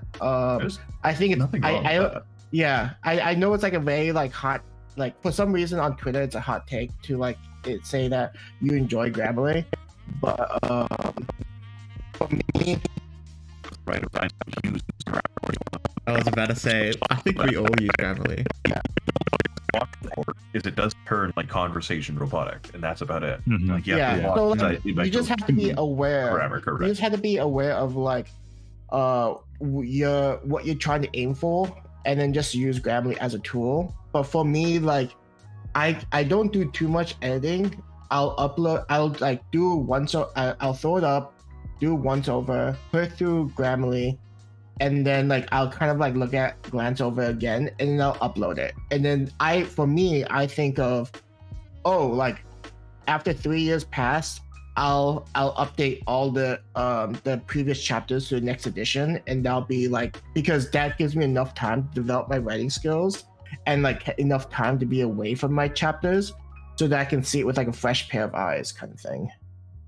Absolutely. We got a comment in the chat. You might want to recap the last minute because all we heard was just noise. You wanna? Okay, we started talking about how we edit our stories. Most writers use Grammarly or some other software, and it's nothing to be ashamed of, despite how the hot takes Twitter has about it. Right. Creation does a once over after and then posts. For myself, I normally edit my own work. Like I tend to give it like a full 24 hours or a few days after I finish writing something before I look it over and post it. Or at least that's what I like to promise myself. But normally I just kind of hit post to get the dopamine running. Or other times I take advantage of pinging some people I know in a very lovely Discord server to get some free edits. So that's basically what I do. I mean, I pretty much just DM you guys, and I send through, you know, my work, and I get that free labor. It's great. But Of course. But no, like it's nice to have another pair of eyes. I think we all get this feeling that once we've finished a piece of writing, it can almost be like it's infallible. Yes, There's exactly. absolutely no issue with it. It is perfect. It is God's gift to this earth. And then as soon then as you go have back and somebody read else it 3 months later. Exactly, and you just wish that you'd given it to somebody, that you'd showed it to somebody before you released it, because it's like, oh god. Yeah, I had that issue a lot And before. that is but why no, not anymore. Right now, I feel like I can barely get anything done without feeling there's something wrong with it all the time. Which is why I don't release anything. Go ahead, Red. Yeah, I was gonna comment. Getting other eyes on it is precisely why I give it to my wife. She is a very blunt and straightforward person, but she's also fairly good at like deciphering and understanding things. If she can't understand what the hell I wrote, then nobody else is going to. So I kind of use her as a metric. Having a blunt editor is amazing. It is Right. just fantastic. I enjoy the fact of like releasing like publishing a chapter, even if it might be like to someone who's more experienced, it might not even be ready for publishing, because I enjoy like being able to have readers go back and kind of like see like my progression as a writer. I don't understand like the for me of I don't understand the concept of like hiding the progression, the journey of being a writer. I'd rather have it out there, and people saying like, yeah, you're a crap writer. It's like, I'm like, yeah, sure, I am, but like I'm like, as you can see, I am improving. And like if I have it all hidden behind the scene, then like I feel like it'd be easy to just dismiss me and say like, yeah, you're a bad writer. But like having the older stuff, I think objectively and subjectively, I think people can like look back at my older chapters and say, yeah, there has been improvements. And as long as I have that, I feel like that's the important thing. It's not like comparing it. I don't want to compare my work to others people's work, because it's really hard to like compare art and say like who's better. Like you can have a taste, you can have like, oh, I enjoyed this one because of the feelings it gave me, but I try to compete against like my old self as a writer instead of like, and I like, that's what I like about publishing work maybe too quickly, but that's why I enjoy publishing it, because I get to look back and say like, yeah, that was kind of a crap paragraph 3 years ago. Actually, speaking about editing, how much planning are we? Pantsers or plotters, or are we a mix of them in this chat? Does being a pantser, like I'd probably be a pantser, but I do have an overarching like notes that I want to hit in my story. It might be like overarching story, like overarching mini stories kind of that I want to at least hit kind of thing. That would probably be considered a plantser. Okay, then I guess that would be the case. Yeah. For me, I'm mostly a pantser because I like to build a world and then basically ask a question or a series of questions and then just throw characters in it to answer those questions and kind of like explore the world and the events and situations contained therein. I can go through and plan and plot out everything, but I tend to do much worse in that regard. But I do generally at least have a kind of like a beginning and an ending and some plot beats to hit. When I hit them, I don't know, but I'll get there eventually. I agree. I'm primarily a pantser. I write a lot of short stories. I wrote my first story with entirely no planning, just kind of like a beginning, and like, I'm just gonna go where this goes. And then I wrote that, and then I kind of didn't like how I kind of lost steam, and then because I lost steam, I wasn't able to do anything because I didn't have a plan. So with what I'm writing lately, I've had a plan, and it's been helping me just keep it a little bit more consistently and not just being entirely subject to the whims of writer's block and hyperfocus. So is it more towards like what I'm doing, or is it like No, I have like a full world building Pantser. document, and I have a plot document. Oh wow, that's far more than mine is. I have to say, there is nice to do world building, but I absolutely hate world building. Don't ever ping me for world building, because my eyes will gloss over and like I'll just become my less Canadians. I will disrobe myself of my Canadian approach and just tell you like, I'm fucking bored. Move on next. Where's the story? Where's the plot? Where's the meat? Isn't that like the book Save the Cat? Like it has like it's about like the 16 beats or whatever that you have to hit in the story. I think so. Because I'm part of a few writing servers, I've seen people come in with just world building documents and they have no plot. They just have a world and they have no characters. They just have like governments and whatnot, and like, this is the story in this is the world in static, but there is no driving force. There is no villain. There's no driving force for characters because they don't have characters. Does a story need a driving force? Yes. I mean, it needs something.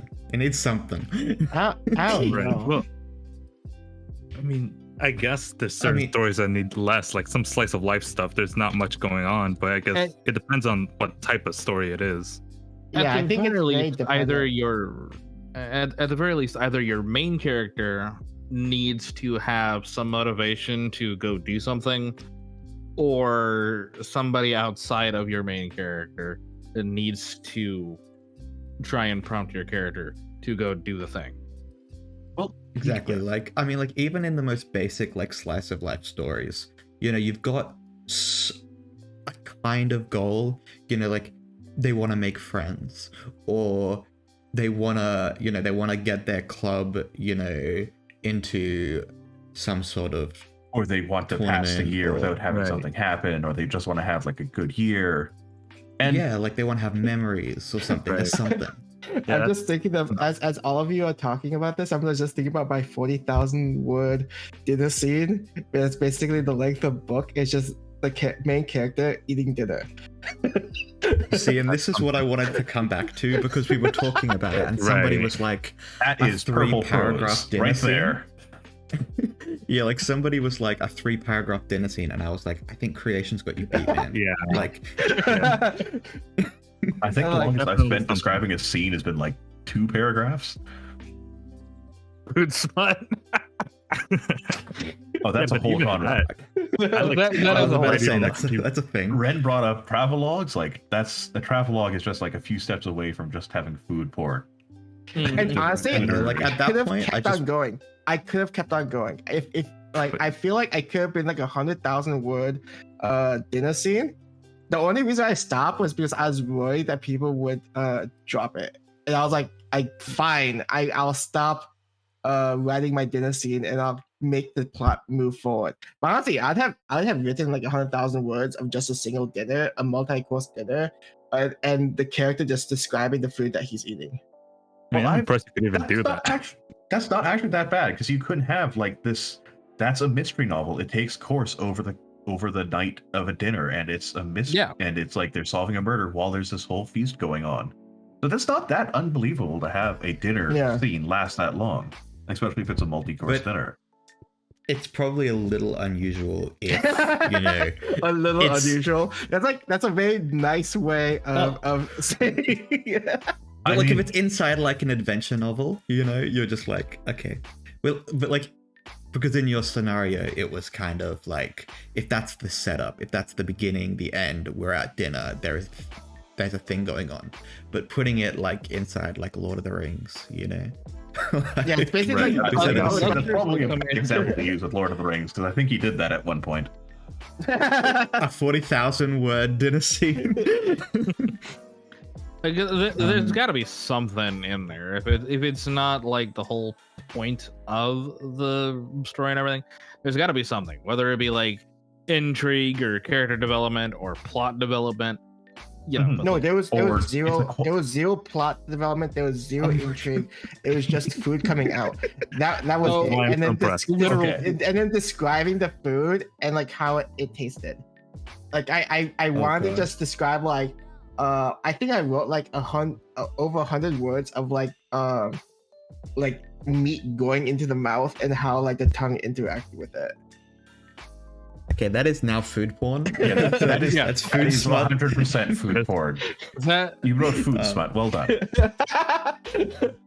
you've also Seen in reminded me there. of the horror days of old school AOL chat room RP, where it's like the longer paragraph wins when it comes to interactions and priority.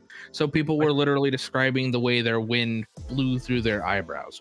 You have to think is that all those people are writing fiction now, like online fiction. Oh yeah, no, that's where I got my start. There you go. Living proof. But no, it was ridiculous. But yeah, circling back a little bit, talking about planning or whatnot. How much do we like pre-plan our characters? Like, do we figure out their No. history, favorite foods, like come out with a full bio, or do we just like pick like name, gender, race, and job and go from there? It Yeah, like I actually- saw this question like a little while ago, and I was like, I've been thinking about it like ever since. I'm like, It depends on I what don't I'm think- doing and what I want from that character. Like I will plan like a general like goal for that character, and depending on how involved that character is, I'll write more. Like one of the stories I personally think is one of my best ones is a kind of a bit of a poignant story about an alien going to visit a human singer at the bar and wondering why the one song they play most frequently and they always end their show with that one sad poignant song is so poignant, and it's because she's singing about her dead husband. And that character I planned out specifically to have that happen, and just I kind of wrote like a little backstory about how it happened and just a bit more like her description, her character, and just why she was touring around. It was one of the ways she remembered her husband. Normally I don't go that in depth for my characters unless it's a main character.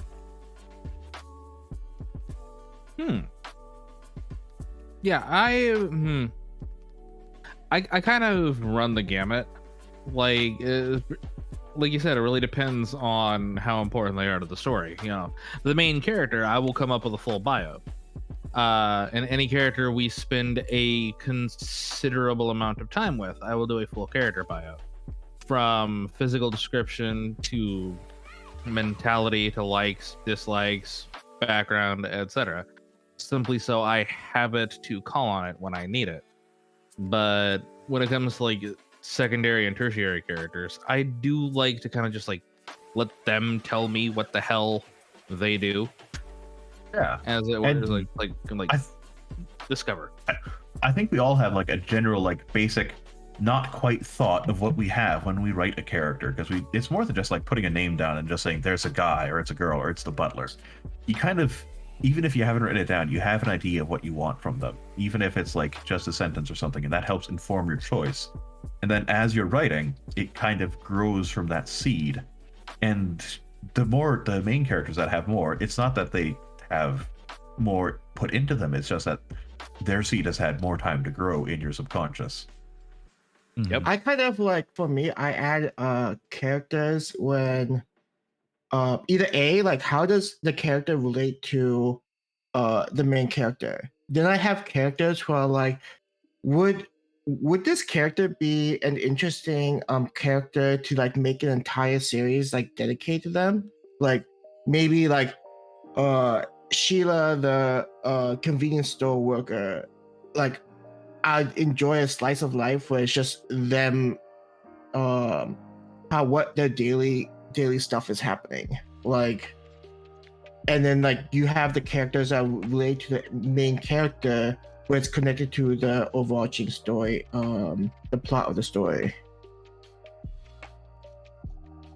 Oh, I'm actually going to remind everyone, because we've been talking for about an hour and a half now, make sure you have a drink of water. Water? What's that? I just had to remind myself to hydrate, like just then. I'm like, I've gone through like It was 3 good. bottles of water so far. Right. Same. But yeah, Halo like, hydrate. speaking of just like random characters, the new characters and whatnot, I am a big fan of Chandler's Law trope. I'm not aware of that. I know, is it like Chekhov's gun? It's kind of like Chekhov's gun, codified by the pulp novelist Raymond Chandler. Basically, it's a piece of advice for writers who somehow painted themselves into like a corner plot-wise. Basically, like the addition of a new opponent or complication, usually amidst a burst of violence, is basically frees up the protagonist from where you become mired in the current plot. So if it's not like progressing and you're like kind of stuck, throw in a new character. Either a random NPC that kind of like gets the plot going, a new piece of evidence, a new MacGuffin.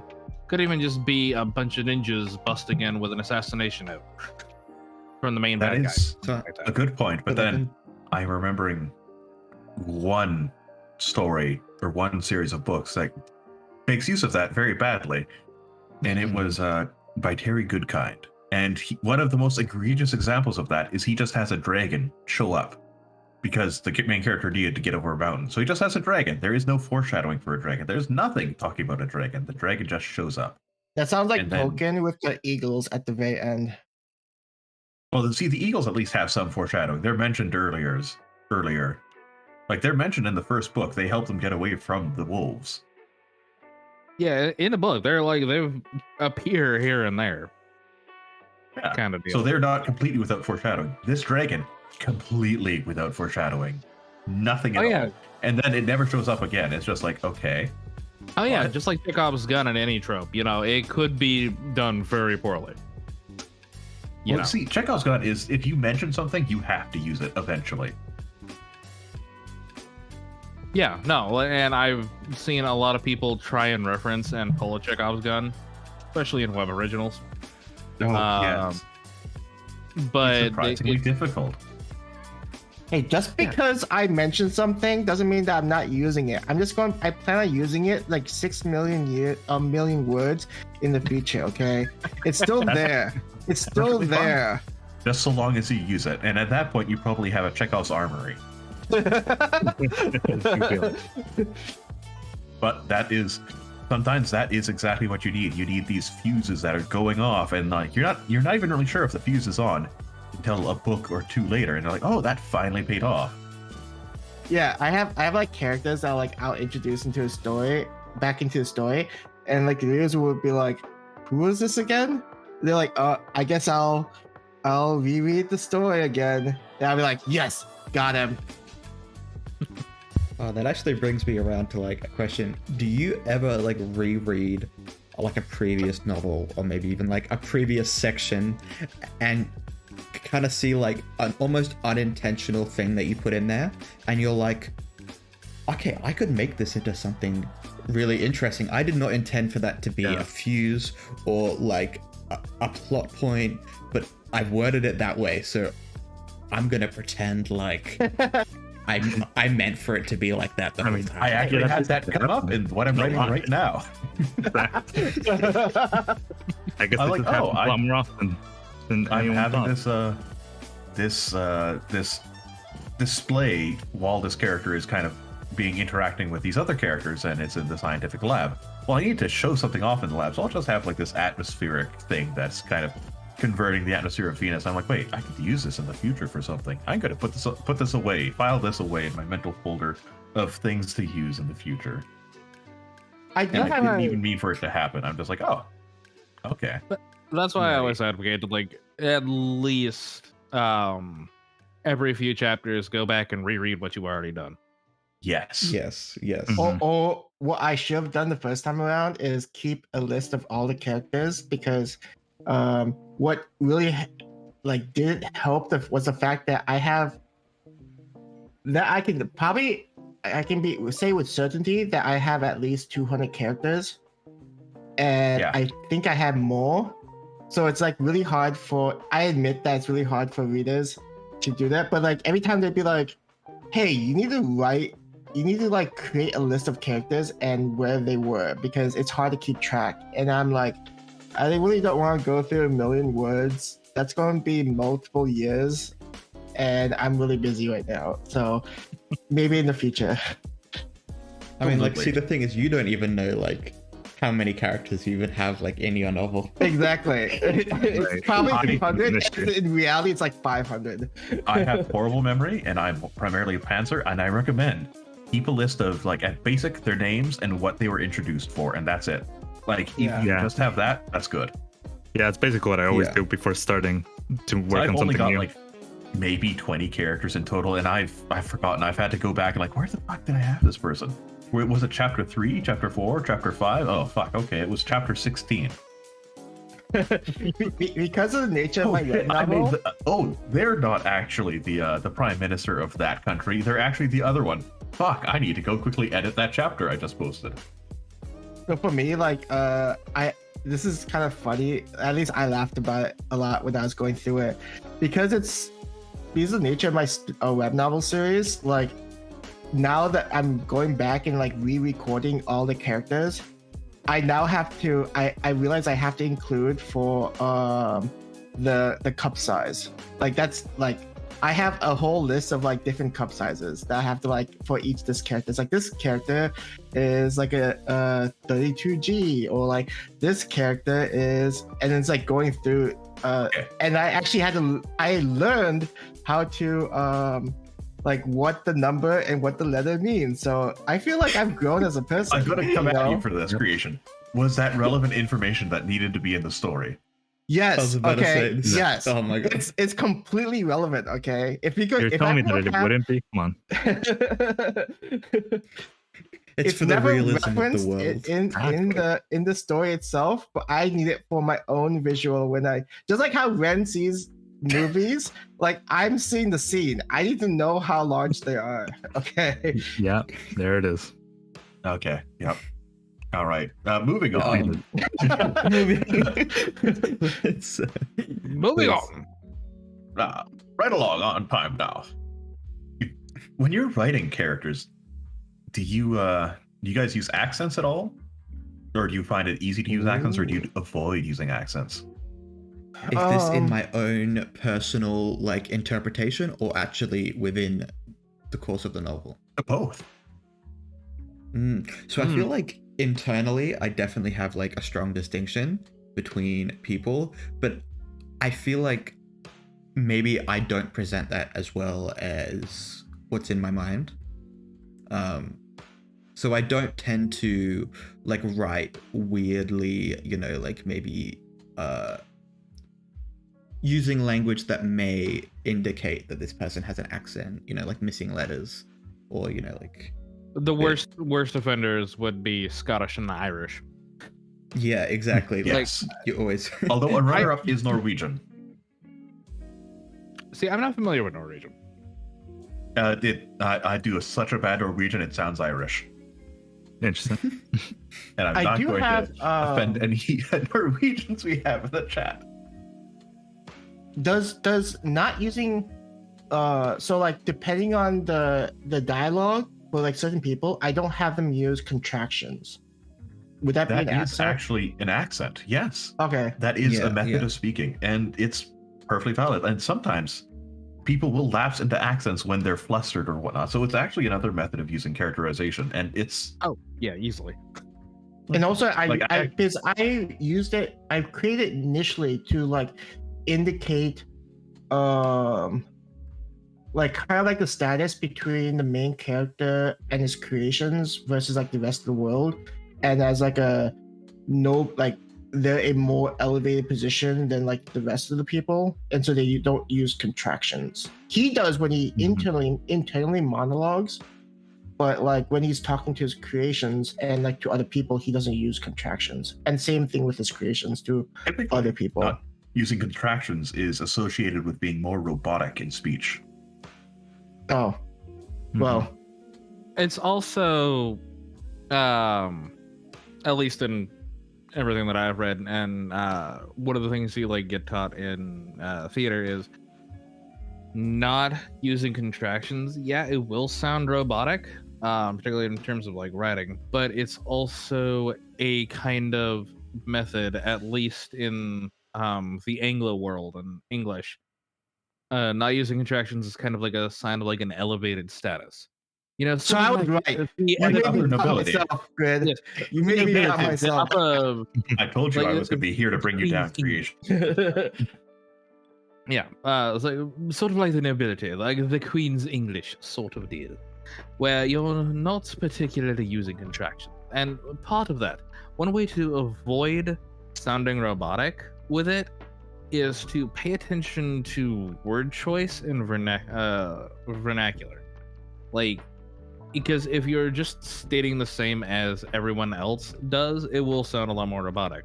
But if you're using phrasing and like all these like extra like, words and such that you would typically associate with like high society type deal, that also kind of like gets that point across. That's Or- 3 years into the future creation problem, not my problem right now. That's 2 million words into the future. Or instead of just using like the word cannot or can't, you have them phrase it in a different way. Like, for one thing I kind of always think of when I think of this way is in Spanish, there is no word for why. There is por qué, which is for what, which comes across quite well as just saying why, but a little bit longer and a little bit different way. So you might have them say, for what purpose are you doing this, rather than saying, why are you doing this? Yeah. Yeah, language and vernacular. I fucking love dealing with accents and whatnot. I will never actually write them, simply because I've seen them pulled off so badly, and Mhm. I I have- pulled them off so badly when I was younger. I have managed to pull off a Southern drawl in one of my short stories, and I'm very proud of myself for that. But that's mainly because I was able to talk to somebody who had it.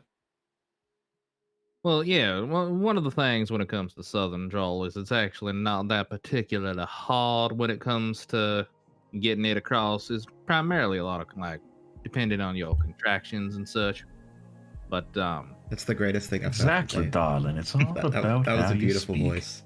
I used to have a Southern accent because I used to live in the South, but then it went away, and I only noticed that was the case because people would be like, "Why are you talking like that?"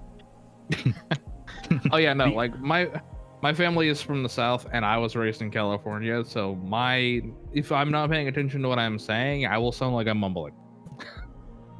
For me, I have been told by other Canadians that I have a British accent, despite having only ever lived in Canada my entire life. Huh. I And get it just a goes to little bit show more- that accents can vary depending on where you are, but at the same point, you might have somebody who lives in Alabama who sounds like they're British just because of how they were raised. Yeah. Yeah, exactly. Mm-hmm. I mean, like for me, I could strengthen my Korean accent if I just think of everything that I say. I'm reading it as it was being written in Korean, and I'll sound like I'm Korean. See, But I've yeah. got like a contextual accent, so I feel like I probably sound like Australian in like a normal conversation. The second I speak to my English parents, my English accent just like switches on. I can't do it like as like a I actually like an intentional thing, but the second I talk to them, because I am British, like my English accent like instantly turns on. I actually kind of heard it when you said that you had an Australian accent. You spoke with an Australian accent, and then when you talked about talking to your parents, you switched that back to British. Yeah. I know It's very it's subtle. an There you go. accidental thing, and It's very interesting. I've never it's actually weird. seen It's- that happen in person. And it's mid conversation. Well, there it is. it kind of actually it gives me an idea to use to file away for characters. But how do you guys get? This brings me back to another point of topic. How do you guys get ideas for stories? Do they just come to you, or do you go for prompts? Do you kind of search? No, they just come to me. Yeah, same. Like not in like an arrogant I'd kind of probably say way. the It's more same. of just like, what am I dealing with at that moment, and then I kind of imagining like a hypothetical situation, or like how would I enjoy. So it's not like a complete internal. I think it's more like I'll see something, or like how things have happened to me, and then I want to explore that more. Okay, looks like we've gone robotic again. What's I can robot guess. time again? It means that the audio quality has gone down. Oh, okay. It's so weird because I don't Mm-hmm. actually have an indication on my thing. Like it says that it's running smoothly, which is annoying. All right, chat. Can you tell us when we were sounding normal again? Please, that would be so nice. Absolutely. I know that requires us. Okay, creation. It looks like it's happening most frequently with you. I have no idea what that is then. It might be your connection to Aqua. Maybe. Yes. Because I'm it's probably plugged in. partially my connection. My mic is connected to my headphones, so whatever I say to my mic, I can hear. Okay. Okay. Well, it seems it's Okay, we back to sound normal. normal now. Thank you, Kwai Piggy. Alright, now, I- to answer your question,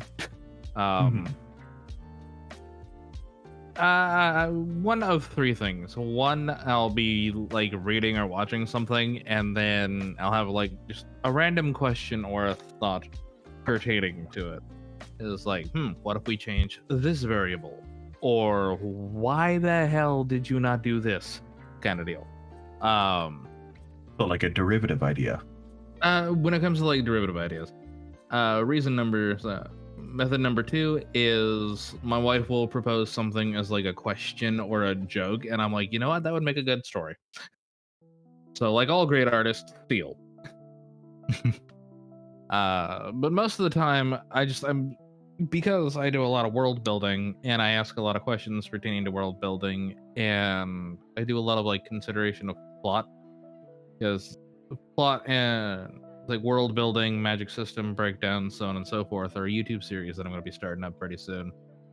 That kind of like presents a lot of potential ideas for writing stories and such. So I kind of like wind up giving myself my own prompts without meaning to.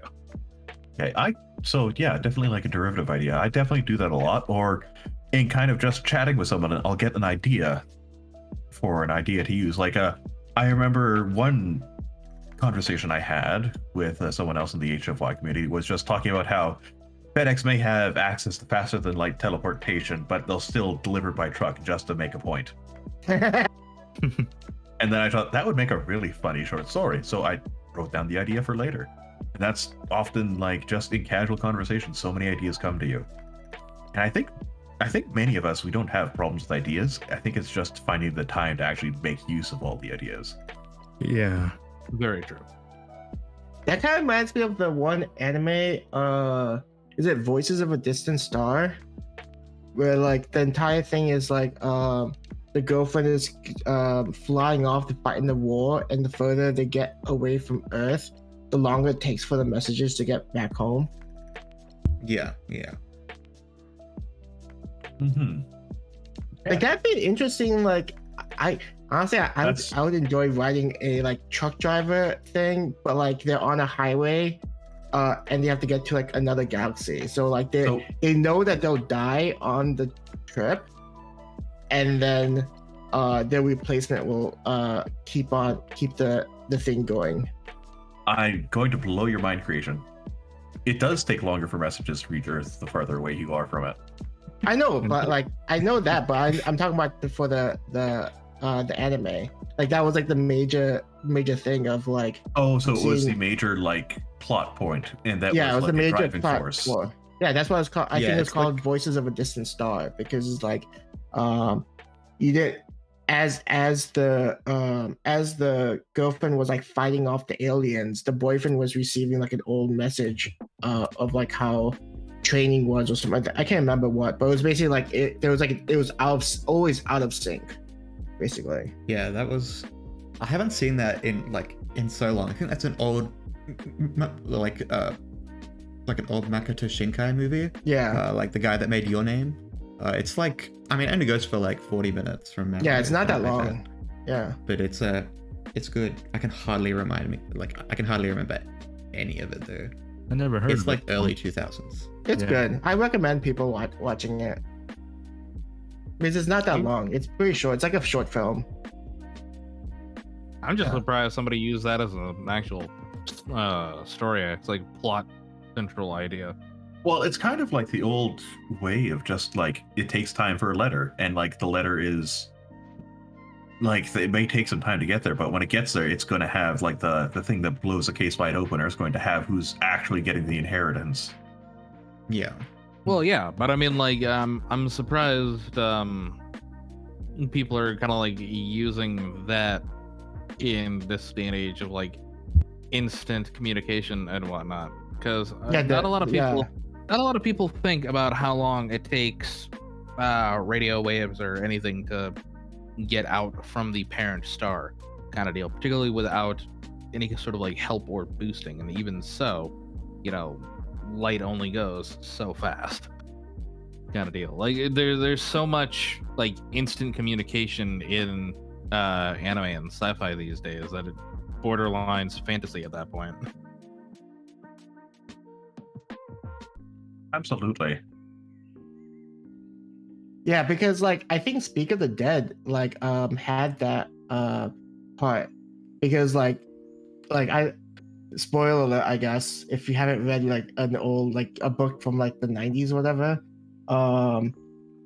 like as they're traveling through space, the brother like like the older brother stays on Earth, and so at some point like they're sending messages and like they know like it'll take forever to like get back to Earth, and so that is like a part of like the concept, and eventually like the main character's on his own communicating with his older sister, who's also like the time gap between like when they send the message and like when they receive it. And so I'm pretty sure that was like a big plot point for Speak of the Dead.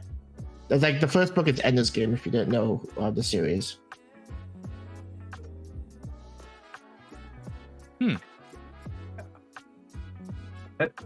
Sorry, I did kind of miss that. My keyboard froze and wasn't typing anything. All good. Right, but I think we're coming up on about 2 hours chatting now. Do we all want to We kind of are. give some advice that we wish we had when we first started writing? Ooh. Like, don't worry about the traditional writing styles. Just do what you want to do. Like I remember a discussion that Aqua and I had on the server at one point about whether it's necessary to like follow writing best practices, and I think I was of the camp, like I'm pretty sure I was of the camp of it's really not necessary. Like it's only in the context if you like you really want to like get published or something like that, but like a traditional thing. But if you're only existing in like web novel format, like and you're the one that you're okay with the outcome, then it doesn't really matter. I am going to steal some advice from HFY. Not all hobbies have to be jobbies, by the quote of T. Marcos. Write for yourself and write what you want. Yeah. Ooh. Did you want to go? He basically took my advice. Mine was basically going to be, don't be too concerned with, writing for people, because that'll just burn you the hell out. And you can't satisfy everybody. You can barely even satisfy some of the people all the time. You can't even really do that. So now you might probably not be able even to satisfy yourself until you're a year of writing in. Easily. So just write what you like to read, write what you want to be able to read. Especially if there's like things that you're not seeing in media, like, plus-sized heroes kind of thing. Write that for yourself. And it really much is, yeah, you kind of like need a little bit of marketing and everything if you're concerned about like getting people to read it and whatnot. But a lot of these days, a lot of it really much is if you build it, they will come. And I want to add something that I just remembered. You already had your turn. With like for us, we often like ask one another for advice, and I'm sure like other people are similar where they ask other authors for advice. But I think that you have to be careful of that, because authors are not necessarily of the same thing as readers. I don't think, like, sure, an author could be a reader, but like we know how the sausage gets made behind the scenes. The reader doesn't necessarily have that concept. They may understand like the overarching of like good versus evil, or it's like main protagonist, antagonist, and all like the very like superficial stuff. But they're a reader, like the majority of people who's going to be out there consuming stuff and not necessarily ever writing stuff, their perspective is going to be very different. And so like, sure, it's good sometimes to get advice from other writers because like we can always improve, but at the same time, I think it's important to be careful that just because another author tells you that like there's a certain improvement could be made that's going to make the story better, doesn't necessarily mean that the story is going to become better. And you may even lose your voice for your own story. Well, yeah, because everybody's giving advice based off their own experience and their own style. And like it's advice from like maybe like someone else, maybe like another peer that helped them improve it, or it's like another like someone that they feel was an expert for them. But like that's often why I don't I tend to not recommend people reading my work, because unless they're a reader, of course, but like because I don't know if a traditional, like if an author who writes is going to necessarily enjoy my style, and I like my style, so. And not in converse to that or anything, but as an addition, I guess my advice would be to read. That sounds really like obvious or whatever, but reading is great, and reading is a great way to find out what works in a book, what doesn't, what other people have explored before, what might not be explored. I love reading, I'm sure you do too, and it is a great source of inspiration, advice, information for a writer. So, how about you, Genesis? Like adding on to the obviousness of what Aqua said, I also want to say something obvious, and it's just write, because I feel like a lot of people think about it too much, and they end up overthinking. But this is one of those instances of do as I say, not as I do, because I tend to overthink a lot. But actually just doing it. Yeah. For a lot of people, that's really hard to even start. And Your story will never be written unless you write it. So unfortunately, you got to write it. yeah, so just doing And- it. Yeah, and to add on to that, even a sentence a day is progress. You don't need to go through and write a whole ass chapter in a day. Just like a few words, maybe a couple of notes, like any character developer and whatnot. That could very easily be considered progress because it's progressing your story in some fashion. So just Some of the most prolific writers I know of, like actual published authors, like Terry Pratchett, Brandon Sanderson, write only a couple hundred words a day. That's it. Then they're So like the appar- Stephen Kings of like writing 6 pages at a minimum a day. Yeah. well, that might be a bit much for budding Yeah, that's a authors. bit much. No. Everybody must write 6 pages a day. We shall all I don't follow know. Stephen King. Do I'd not be follow lucky this if I write like advice. 3 This is paragraphs. that is a recipe for burning out.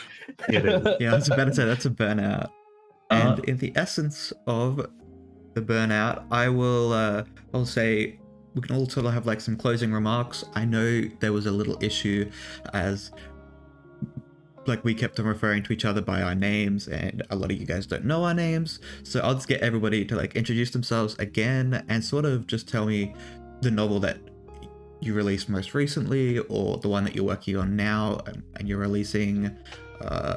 And yeah, so I'll start with Ren. Me again, first. Okay. You again. Yeah, the name's Ren Hark, V writer. Obviously, you can find me at Ren Hark VT. Currently, the only platform I'm publishing on is Honeyfeed, and the one that I'm working on the most right now, I got 3 in here, but the one that I'm currently jamming on the most is I became an engine of calamity. I just wanted to be a foodie, where the main character reincarnates. It's a typical isekai trash, like it's designed to be isekai trash, so don't go in expecting too much. But the basic concept is you've got a tabletop RPG gamer who basically laments that how they wish they could eat more, and basically how the Tarask has a really cool physiology with 3 stomachs to be able to eat a whole hell of a lot, basically everything. So the goddess basically interprets that as, okay, so I'll just turn you into a Tarask. So, congratulations. You have a main character who turned into a shape-shifting Tarask. See, and that's an original take on the isekai formula. I'm a personal fan of this. I've been reading it. It's good. I like me some isekai though. So Jen, you are next up. All right. Well, I'm Genesis and just go by Jen. But the latest thing I'm working on I hesitate to say that I'll release the first chapter on Monday, but I might. But the last thing I wrote was also on Honeyfeed, and that was for the competition the website had, I forgot how long ago, and it was called Fantasy, Love, and Discord. And I don't know, the whole story basically fell off the rails from what I originally wanted it to be, but I think it still works. If anyone wants to check it out, it's there. But yeah, the new story I'm working on is, I hope to release it on Monday, but it is more slice of life fish mixed with a whole lot of fantasy. Oh, sounds nice. Well, now you gotta release it because now we're waiting on it. I was about to Absolutely. say, now It's you've out in the open. It's out in said it public. now, It has so to I'm- happen. Yeah, I'm gonna I'm bug expecting you. something I'm on gonna bug you, Monday. Jen. I'll try to finish the editing for it by tonight or tomorrow or something. I don't know. No worrying about editing. Just release it. No, it has to be done. Okay, maybe. Okay, so Ghoul. You mean Grid? I'm sorry, I do mean Grid. Hello again. I'm Grid, or Gridinad, named after my very first RPG character. I write sci-fi, and what I latest released was the short story in 2 parts, Alone at the End of Time, and I'm currently exploring the daylight my second book in what I plan to have as a trilogy of my novels. It's a sci-fi space opera. It's not isekai. It's not portal fantasy. It's probably not even well written, but I'm enjoying writing it. Okay. And then our last one is creation. Save the best for last, basically. So I'm Creation Web Novel Studio. My website is the same thing, creationwebnovel.studio. I go by Creation, at least on here. My current work that I'm working on is the web novel series Creation: The Path of a God. I've been working on it since 2017. It's on its latest edition update. I will be done in 2 years probably. The first book is Fantasy World. Second book is Zombie World. Fantasy World is a fantasy, obviously, and then Zombie World is a post-apocalyptic, sci-fi-ish type story. I have a YouTube channel by the same name, Creation Web Novel Studio. If you need something that you want to listen to, my web novel series is over 1 million words long. It's 200 hours long, over 200 hours long.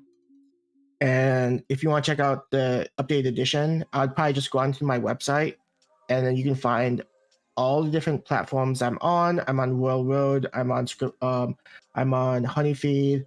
I'm on Wattpad. I'm on crap. What's the last one? I can't remember. But anyways, you'll be able to find all the different platforms on, and also my social. And if you need to just message me without leaving behind like a way to get back to you, I actually have a place on my website where you can just send me a message if you're like your work sucks, and then I'll get it. And so Okay, I forgot. My work is posted on Royal Road and r/HFY. And for me last, I'm Akua Senpai. You can find me on Twitter at Akua Senpai. I most recently wrote a novel called My Childhood Best Friend is a VTuber, which I probably shouldn't have to explain too much. It's one of those things where the plot is in the title. It's a romance novel. I posted it on Honeyfeed. It's currently a part of a competition. I'm hoping that it will get far in the competition. We'll see in about a week if I have been shortlisted for the finals or whatever. I am hoping it will be there, and I'd love to see you guys around. So thank you for coming to our stream. We're hoping to do this more frequently.